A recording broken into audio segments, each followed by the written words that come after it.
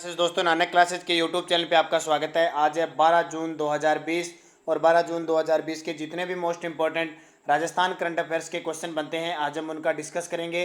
पूरा वीडियो ध्यान से देखना और लास्ट में मैं आपसे क्वेश्चन पूछूंगा जिसके जवाब आपको कमेंट बॉक्स में देने। दोस्तों वीडियो अच्छा लगे तो लाइक शेयर करना है। आज हम टारगेट लेके हैं 1000 लाइक का, तो सारे विद्यार्थी वीडियो को लाइक जरूर करोगे और हमारे इस एक टारगेट 1000 के लाइक के टारगेट को पूरा करोगे।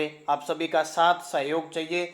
इसी मनोकामना के साथ जो चैनल पे नए हैं वो इसको सब्सक्राइब कर लो और बेल आइकन के घंटे को दबा लो। तो आज सुबह 7 बजे के इस राजस्थान करंट अफेयर्स में सभी विद्यार्थियों का स्वागत है। सभी को गुड मॉर्निंग। और मैं स्टार्ट करता हूं आज के मोस्ट इंपॉर्टेंट क्वेश्चन। पहला क्वेश्चन, राजस्थान में बसपा के नए प्रदेश अध्यक्ष बनाए गए हैं। बसपा यानी बहुजन समाज पार्टी, आपने नाम सुना होगा मायावती का, तो उन्हीं की पार्टी है बसपा। तो उसके नए प्रदेश अध्यक्ष बनाए गए हैं, ये है भगवान सिंह बाबा। भगवान सिंह बाबा को बनाया गया है। क्या बाबा की कोई मेहर होगी, इस कारण मायावती ने राजस्थान के नए बसपा प्रदेश अध्यक्ष बनाए हैं। मुख्य तथ्य, बसपा की राष्ट्रीय अध्यक्ष कौन? मायावती ने राजस्थान में बसपा के प्रदेश अध्यक्ष भगवान सिंह बाबा को नियुक्त किया है। सितंबर 2019 में बसपा के 6 विधायक, मैंने एक क्वेश्चन भी एक दिन दिया था, 6 विधायक कांग्रेस में शामिल होने जब हुए थे उस समय सीताराम मेघवाल राजस्थान में बसपा के प्रदेश अध्यक्ष थे, तो उन्हें हटा दिया गया। उसके बाद में बनाया गया सुमरत सिंह को, लेकिन अब सुमरत सिंह को भी हटा दिया गया और भगवान सिंह बाबा को नई कमान दी गई है। बाबा को चमत्कार करेंगे, बसपा के लिए कोई सीटें लेके आएंगे। तो बसपा बहुजन समाज पार्टी, जिसका गठन उच्च प्रोफाइल वाली कृष्णमय लोकप्रिय नेता कांशीराम द्वारा 14 अप्रैल 1984 को किया गया था, इस पार्टी का गठन। और इस पार्टी का जो राजनीतिक प्रतीक है, चुनाव चिन्ह है, वो एक हाथी है। और अक्सर आप देखते हो, मायावती नाम याद होगा, कभी मायावती ने उत्तर प्रदेश के अंदर हाथी बनवा दिए थे जब वो मुख्यमंत्री बनी थी उत्तर प्रदेश की। तो सबसे ज़्यादा बहुजन समाज पार्टी का जो दबदबा वो उत्तर प्रदेश क्षेत्र में है।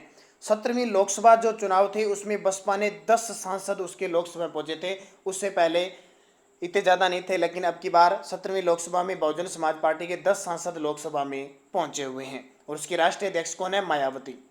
दूसरा, राजस्थान के कितने स्थानों को राष्ट्रीय भू स्मारक का दर्जा दिया गया है? राजस्थान के कितने स्थान हैं? तो 12 स्थान है जिन्हें भू स्मारक का दर्जा दिया गया है।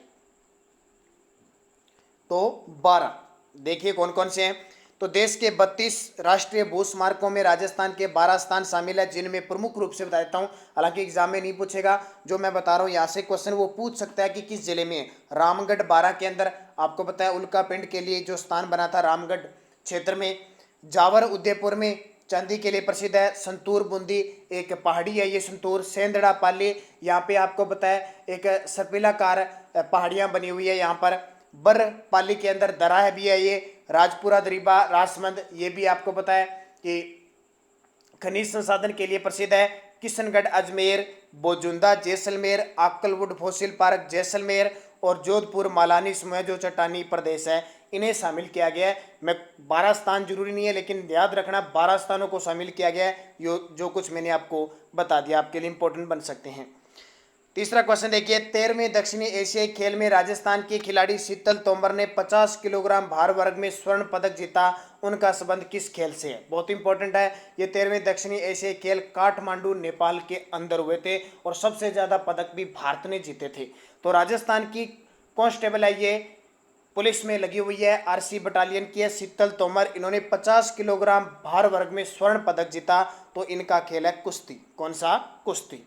मुख्य तथ्य, 13वें दक्षिणी एशियाई खेल में राजस्थान के धौलपुर जिले की राजस्थान पुलिस की आरएसी की 5वीं बटालियन में प्लाटून कमांडर खिलाड़ी शीतल तोमर ने कुश्ती में 50 किलोग्राम भार वर्ग में कौन सा पदक जीता? स्वर्ण पदक जीता, इसलिए हम इसकी बात कर रहे हैं।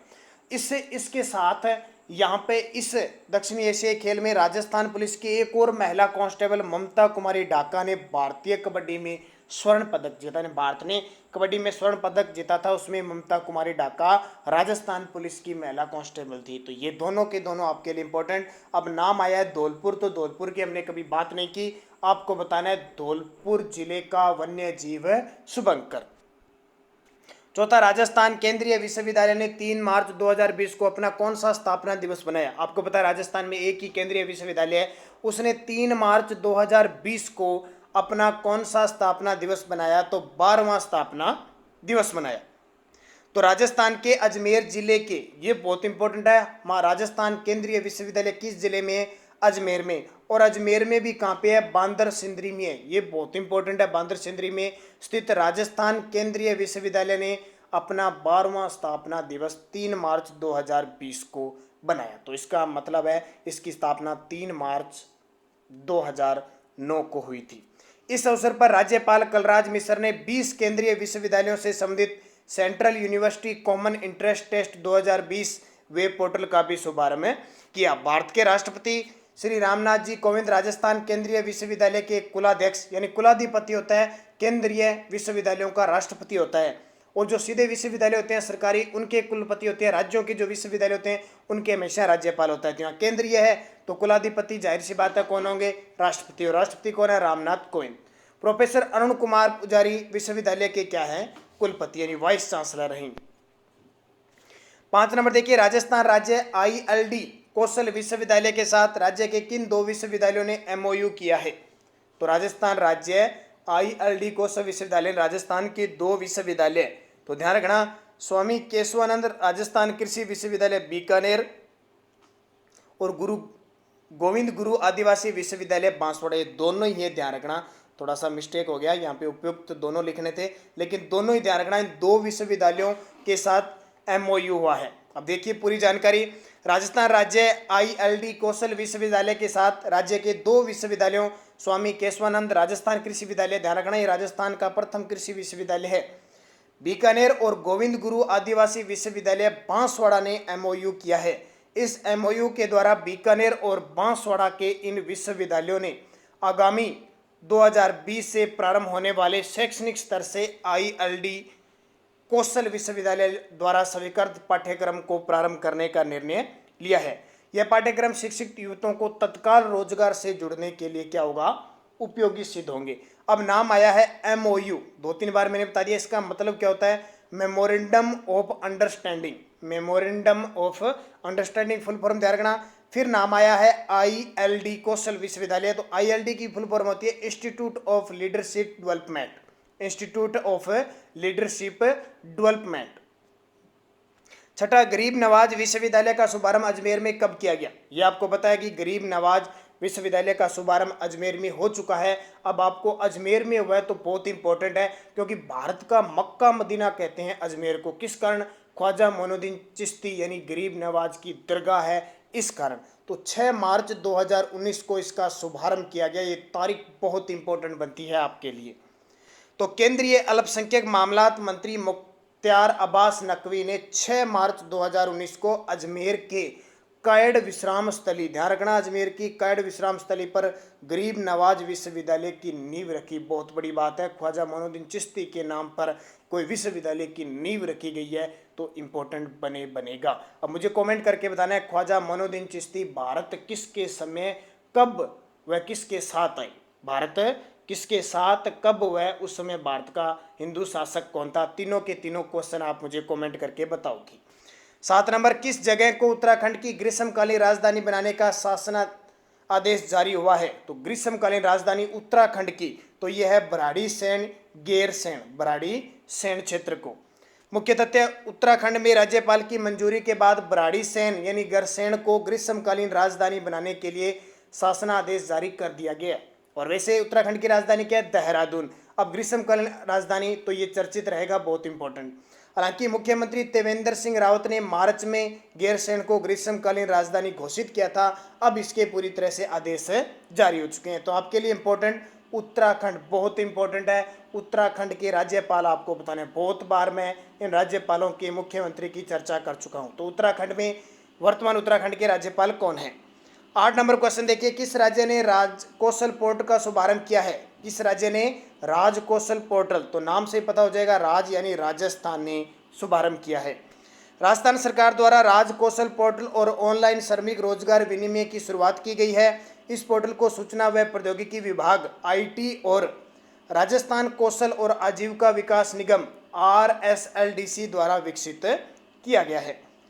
राजकौशल पोर्टल का उद्देश्य प्रवासी श्रमिकों के लिए अवसरों की उपलब्धता में सुधार करके उद्योग और मजदूरों के बीच के फासले को कम करना इसका मुख्य उद्देश्य है। तो किस राज्य ने? तो राजस्थान राज्य ने राजकौशल पोर्टल और ऑनलाइन श्रमिक रोजगार विनिमय की शुरुआत की। आपको पता है कोविड-19 के चलते प्रवासी मजदूर इधर उधर भटक रहे हैं, उन्हें सही रूप से रोजगार प्राप्त हो, जिस प्रकार की उनके पास योग्यता है, तो उस प्रकार लगातार सरकार है वो प्रयासरत है। पिछले वीडियो का क्वेश्चन क्या था? राजस्थान के किस जिले में पृथ्वी पर शुरुआती जीवन के प्रमाण मिले हैं? तो जोधपुर के सूरसागर में। बहुत सारे विद्यार्थियों ने बड़े शानदार तरीके से जवाब दिया। उन सभी विद्यार्थियों को मैं हार्दिक शुभकामना देना चाहता हूं। और एक क्वेश्चन, महारानी लक्ष्मीबाई की समाधि कहाँ स्थित है? तो महारानी लक्ष्मीबाई की समाधि ग्वालियर मध्य प्रदेश के अंदर स्थित है। कहाँ पे? ग्वालियर मध्य प्रदेश के अंदर स्थित है। 1857 की क्रांति के समय झांसी की ये उत्तराधिकारी थी और झांसी इनके पुत्र नहीं था, तो झांसी को अंग्रेजों ने क्या कर लिया था? कब्जे में ले लिया था। फिर भी रानी लक्ष्मीबाई लगातार प्रयासरत रही, लेकिन अंत में वीर गति को प्राप्त हो गई थी। अब वीडियो के लास्ट में आपके लिए क्वेश्चन, नवंबर 2019 में सांबर झील में पक्षियों की मौत किस बीमारी से हुई थी? बोटुलिज्म, सेल्फिश, नेजोलोसिस और लेप्टोस्पायरोसिस किस रोग के कारण हुई थी? ये क्वेश्चन बहुत इंपॉर्टेंट है। सांबर झील में पक्षियों की मौत, कमेंट करके बताना है। सांबर झील में भारत का कितना % नमक का उत्पादन होता है? सांबर झील किन जिलों के अंदर फैली हुई है और सांबर झील के अंदर किन 4 नदियों का पानी आता है? ये सारे क्वेश्चन जिस विद्यार्थी को पता है मुझे कमेंट करके बताएगा। जो भी इसके बारे में बताएगा उसका स्क्रीनशॉट लेकर आपको टेलीग्राम पे उसके क्वेश्चन प्राप्त होंगे। और एक क्वेश्चन, किस राजपूत राजा की मृत्यु बुरहानपुर में हुई थी? 2018 के एक एग्जाम में क्वेश्चन आया हुआ है, किस राजपूत राजा की मृत्यु बुरहानपुर में हुई थी? अजीत सिंह, कर्ण सिंह, राय सिंह, जसवंत सिंह? सही जवाब आपको कमेंट बॉक्स में देना है। और इसकी PDF आपको टेलीग्राम पर नानक क्लासेज स्टडी अड्डा ग्रुप पर प्राप्त हो जाएगी। दूसरी बात, आपके लिए एक नई सूचना, सप्ताह में 2 दिन राजस्थान पुलिस के लिए स्पेशल मॉडल टेस्ट पेपर पूरे 150 क्वेश्चनों का प्राप्त होगा। एक तो बुधवार को, एक रविवार को शाम 8:30 पर। अगर इससे सहमत हो तो मुझे थंबनेल करो और कमेंट करके लिखो भी हाँ ये बहुत बढ़िया बात है। एक तो बुधवार और एक रविवार शाम 8:30 पर पूरा का पूरा मैं विवरण भी आपको बताता हूं कि उसमें आपको टॉपिक कैसे मिलेंगे। तो टॉपिक देखिए, आपको टॉपिक मिलेंगे 30 क्वेश्चन कंप्यूटर के, 30 कंप्यूटर, 50 राजस्थान जी के, 10 Indian history, 10 Indian political, 10 Indian geography plus world geography, 15 question आपको साइंस के मिलेंगे, 10 क्वेश्चन आपको महिला व बाल विकास के मिलेंगे। ऐसे करके टोटल 150 क्वेश्चन, 15 करंट अफेयर्स के मिलेंगे। 150 क्वेश्चनों का पूरा संग्रह 1 घंटे का वीडियो होगा। हर बुधवार, हर रविवार को शाम 8:30 पर आपको प्राप्त होगा। तो इसके लिए थंबनेल करें सारे विद्यार्थी, ताकि मैं बढ़िया तरीके से उस टेस्ट को बना पाऊँ और आप तक पहुँचा पाऊँ। तो धन्यवाद। जय हिंद, जय भारत।